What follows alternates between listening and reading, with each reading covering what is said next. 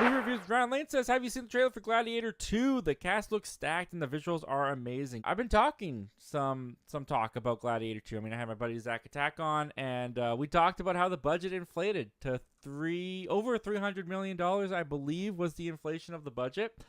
And to give my quick thoughts on it, I will say the $300 million budget was on screen.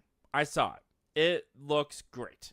Like, visually, the movie looks great. I was actually kind of blown away by just like the size, scope, and scale of the whole thing with like the Coliseum shot and all that.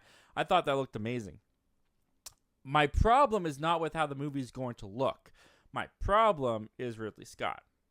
Because honestly, Ridley Scott, I will be honest, it's recency bias as well, because I really liked The Last Duel. So it's not like I haven't liked a Ridley Scott movie in like I guess The Last Duel was kind of years ago, but it's not like I've consistently not liked Ridley Scott movies. I liked The Last Duel, but recency biased, I didn't like Napoleon. I just didn't. And Napoleon, going back to the trailers, Napoleon had a really good trailer. At least I thought. I thought the size, scope, and everything looked great in Napoleon. I thought the visuals, the cinematography, all looked great in Napoleon. And that is exactly translating to Gladiator 2 as well. I think Gladiator 2 is looking phenomenal. The $300 million budget is totally on screen there. I really liked the shots of Pedro Pascal that we saw in there, the conflict.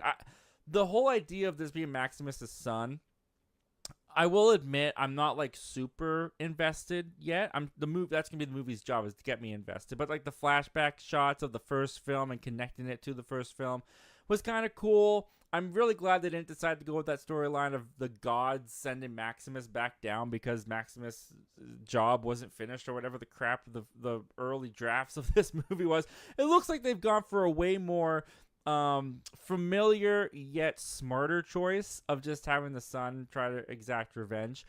But my big question about this movie, while I was even watching the trailer and like, this looks epic, this looks cool, I will admit the trailer, it kind of made me go, all right, Gladiator 2, if we're just going to do like another story in the Gladiator world with the son, but still kind of make it its own thing, I'm on board. Trailer won me over. I am on board for Gladiator 2. I still think the movie's an instant flop. I still don't see how a studio is happy about this. $300 million.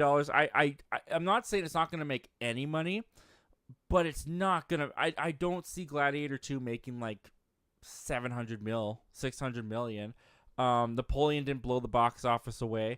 And it's just been so long since the first Gladiator. Audiences have changed. Now, there is also that thing of like, we haven't had a Gladiator movie in a while. This kind of swords and sandals movie, we haven't had that for some time. So maybe the audiences will support that. We also haven't had a Western in a really long time. Horizon did not get supported. In fact, did you guys see? I was going to put this as a topic, but I decided not to. But did you guys see that Horizon Part 2 has been pulled from its release date? They're no longer putting Part 2 out in August. I don't think they have a new release date from what I was reading. I could be wrong about that. I didn't see Horizon, so I don't want to comment on that too much because I don't know. The movie could be great. The movie could be bad. I don't know. But what I do know is that Westerns, I don't think they sell right now, especially with the younger audience. And I think the more teenager audiences of today that mostly go to the theater, I don't think that they are into another Gladiator either. But I could be wrong. I do think this movie is going to make some money. I just think the budget is way too high for this movie to succeed in the way that it needs to. But as far as the trailer goes, I was on board. I enjoyed it. I thought it was cool. Well, thank you very much for checking out this clip from our live show that we do every Wednesday at 7:30 p.m. Pacific Standard Time called Zach Milne Talks Live. If you like talking movies, if you like talking movie news, why don't you consider hitting that subscribe button before you leave? We do that on this channel all the time. But if you still need some time before you fully commit, you can check out the full video this clip is from right here, and you can check out another video over here. The subscribe button's right here.